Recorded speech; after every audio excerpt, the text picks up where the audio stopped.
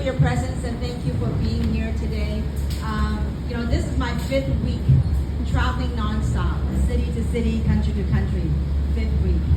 Sometimes I wonder at age 58, I don't know how I do what I do. I wake up and say, what country am I? And when you sign for breakfast, I get what room number? I remember the day before was a different number. As you know, that building with any company, anything in the beginning, you have to pour in everything you got. And earlier today, David asked me, what was the turning point of you wanting to? What was the defining moment that without a doubt that 3 is something to start? Well, it wasn't 3, but it was a calling of some sort. 3 didn't come into the picture until I was willing to walk away and to give all that up. And let me backtrack by saying a little bit, and some of you are new here, and I want to tell you guys, this is leadership. And I want to tell you how this whole thing came about, and what it took as a human being to be where I am to start this project. And some of my friends that we worked together for 10 years, and I've been to Malaysia many, many times. And as you know, I made some money in this industry, had a little success in this industry. And, in 2016 and 17, and that's the time when I began to search. When I was beginning to ask myself the question of, why am I here? In the beginning, and as entrepreneurs, in the beginning, you want to search for money, you want to seek money, you want to build wealth. After you get all that stuff, I realized that you can't take a penny with you.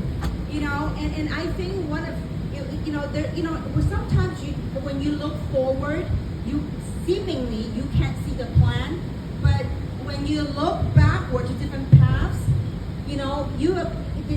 the paths and decisions and actions that you took, it begin to make sense. It's like, watching a movie. You don't know the ending until you kind of walk through the whole entire movie. And so this is how it was for me. So in the 2016, 17, I began to search.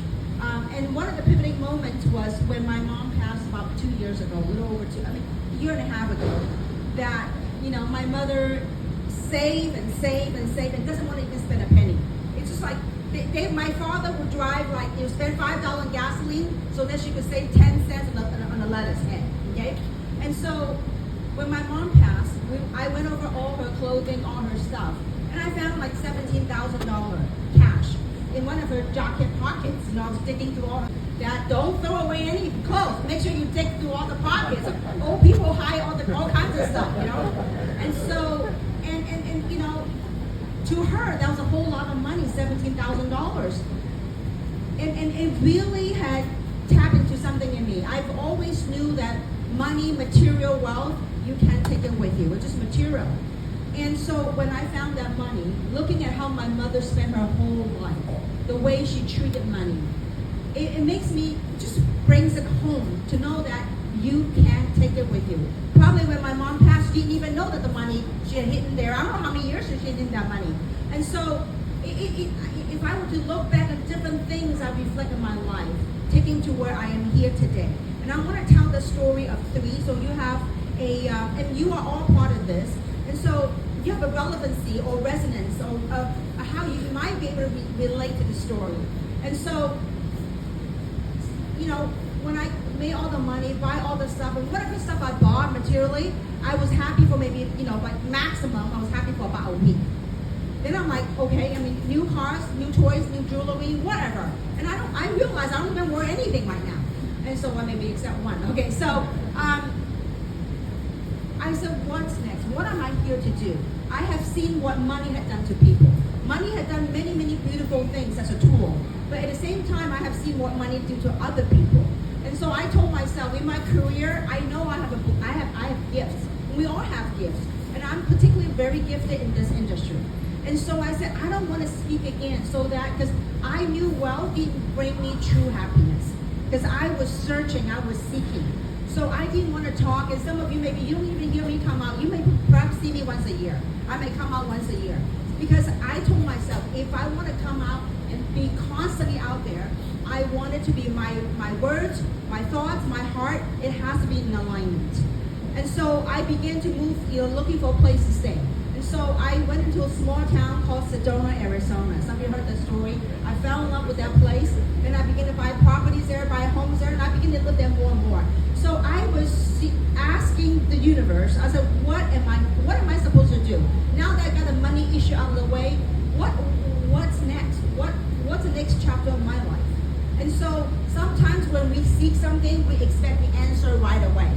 Well, mine didn't come right away. I had an inkling that I knew my work wasn't done. For some of you are very successful in whatever you're doing, but I had this inkling in my heart of hearts. I knew my work wasn't done, but I just didn't know what it was supposed to be. And then we all know what happened the last 3 years in the world events. Around the world, different things had happened. And I went from being scared in the beginning to being upset. And then finally, in September of last year, when I was hiking on the lane, I had a calling that says, you need to come out and do something. And I was thinking, well, what can I do? It says, what are your gifts? What you've been blessed the last 30 years? And I knew what I've been blessed with, and it was this industry. And part of that message was, don't look at what it didn't do right. Look at what this industry had done right for so many people around the world. And that it was time to come together. We all need to come together as humanity to be that voices of hope. In the times that we're living right now, humanity is calling for change. We're calling for shifts.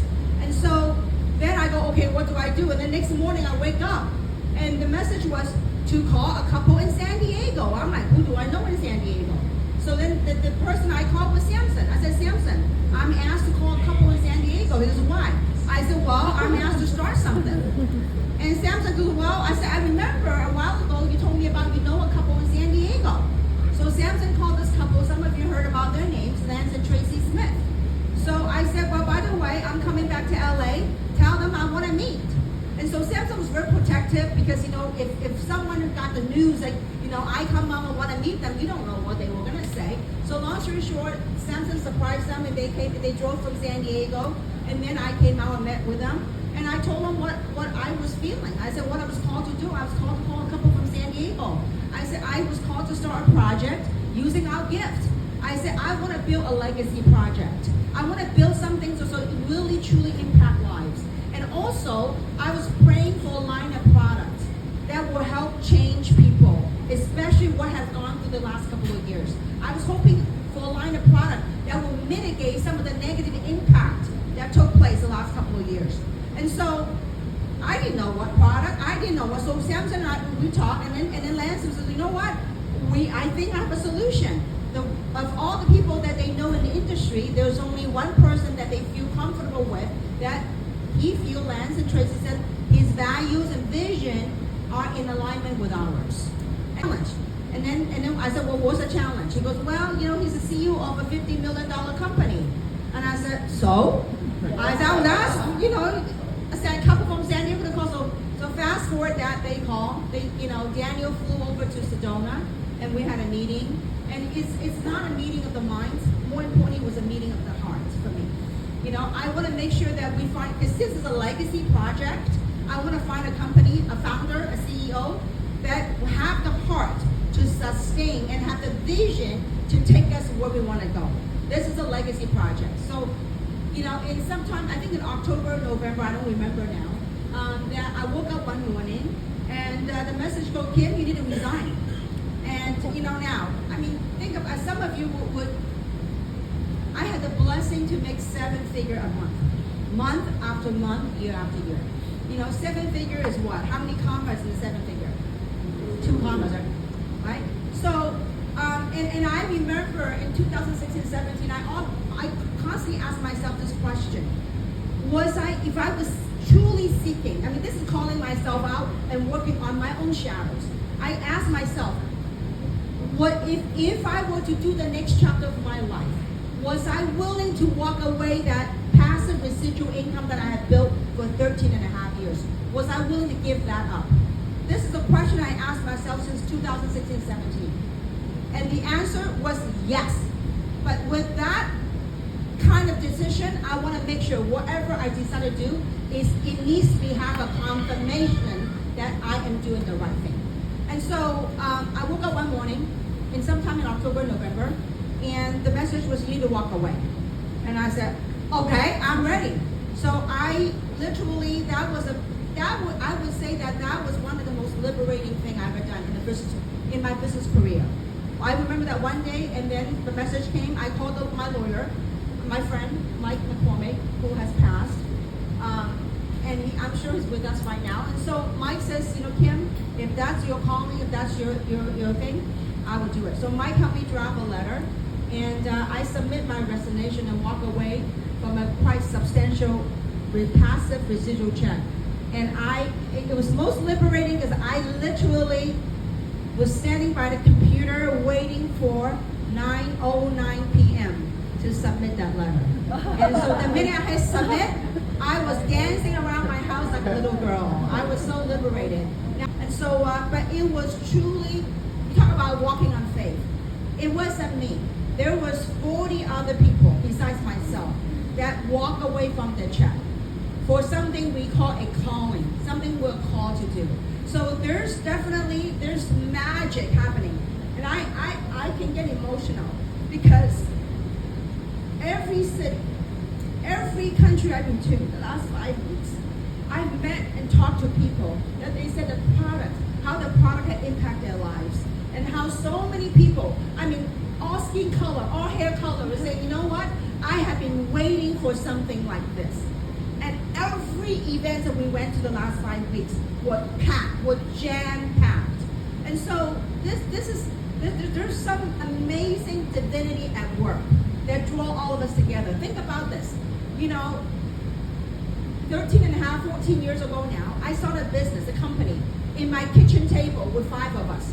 We built it in 13 and a half years. We went from 0 to $10 billion. Here at 3, we didn't start with 5 people. We started with thousands of people around the world. We started with over 10,000 people from day one. So imagine if we can build from 0 to 10 billion, starting with 5 people in my kitchen table. Imagine what we can do starting day 1 with over 10,000 people. Imagine that. And so look at this. Right now we're still in an NFR business modality right now.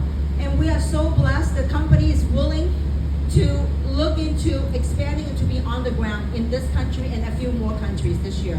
And also because of that calling, that mission, we're able to draw one of the best general manager that I have ever worked with, Keith Tang came with us. So all this, sometimes there are things you just cannot explain.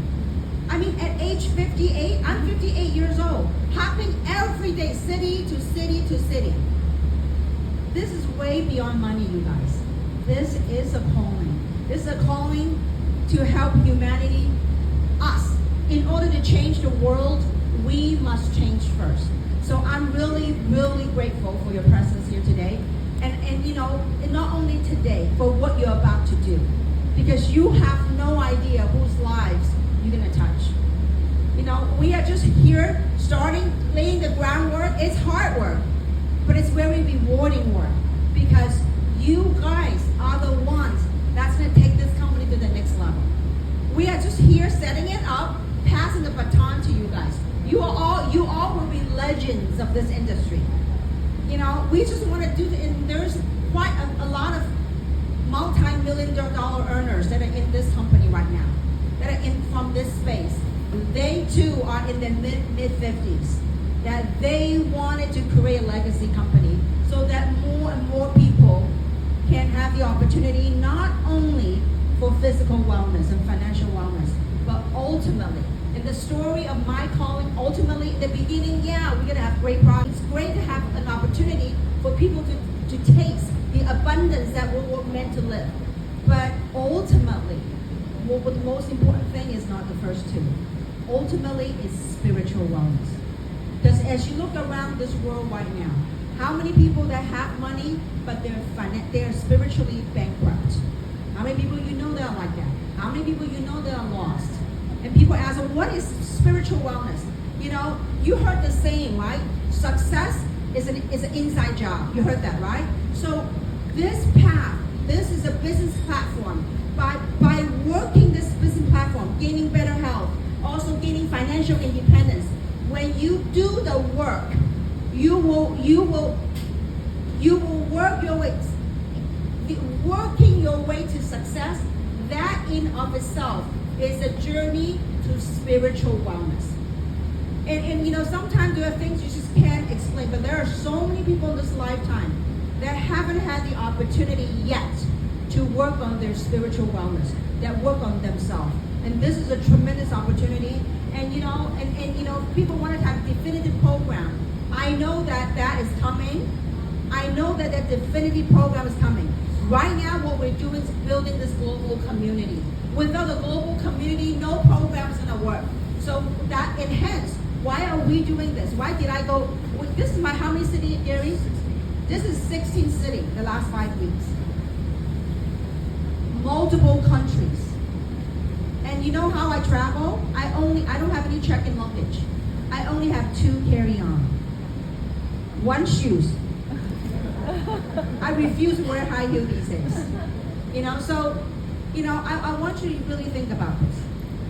This is our very first leadership here in KL, and look at the size of the group. International leadership right here. And I want you to think about this. When we become $1 billion company within 5 years, think about your position. Think about where you are. And think about your contribution that you help contribute to build a $1 billion brand in 5 years. But the way I look at it, I believe we can build $1 billion brand in less than 3 years. The